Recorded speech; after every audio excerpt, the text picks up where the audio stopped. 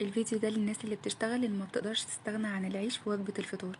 انا عملت لكم عيش صحي من 3 كوبايات دقيق قمح كامل، بس هنعمل 7 رغيف عيش فينو هيكفونا طول الاسبوع، نعمله طبعا يوم الاجازة. يلا نشوف الطريقة.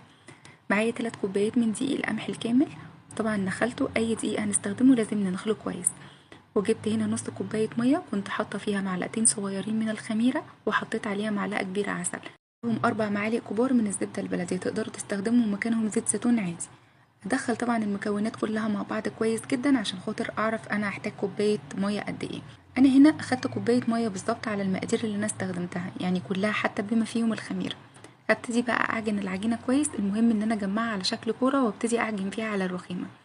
طبعا انا سرعت هنا الفيديو عشان خاطر نقصر شويه، لحد ما شكل العجينه بعد ما لميتها تبقى بالشكل ده، تبقى طريه وملزقه في الايدين شويه. خدتها بقى على الرخامة وفضلت اعجن فيها على 10-15 دقيقة. المهم تبقى العجينة زي ما انتوا شايفين كده، تبقى مطاطية وتكون بتلزق في الايد حاجة بسيطة. هبتدي اجمعها بقى على شكل كورة واحطها في طبق مدهون زيت، برضو زيت زيتون، وهحط عليها حبة زيت زيتون من فوق.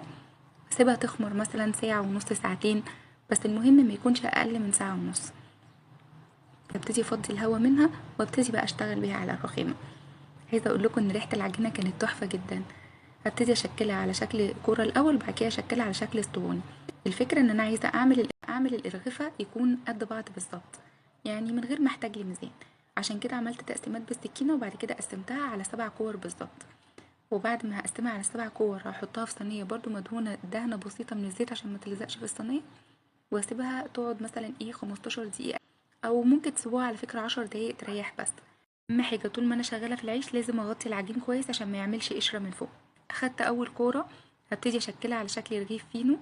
اهم حاجه اقفل الجوانب كويس، واقفل الحته الاخيره دي بحيث ما يتفتحش الرغيف معايا، وهقفلها بشكل اسطواني كده. اهم حاجه اقفل الرغيف يبقى شكله حلو، بحيث مش لطيف وتحسوا حته اكبر من حته.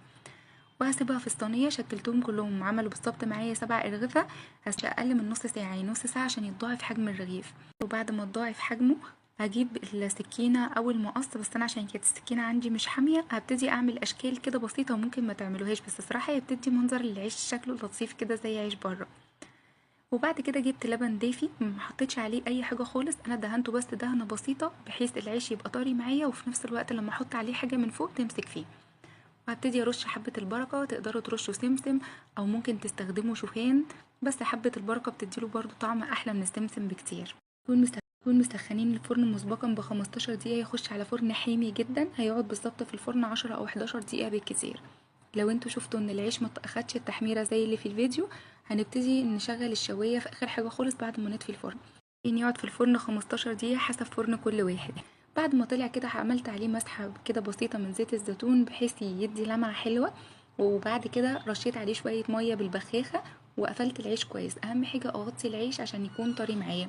احنا ما حطيناش ميه او غطينا العيش كويس العيش هينشف معايا جدا. يعني اهم حاجه اول ما يخرج على طول هحط مسحه من الزيت، ودي اختياري، واحط عليه بخه من الميه، واروح مقفلاه كويس جدا بفوطه او اي قماشه موجوده عندنا. والله لما تعملوه هيعجبكم. الف صحتين وهنا.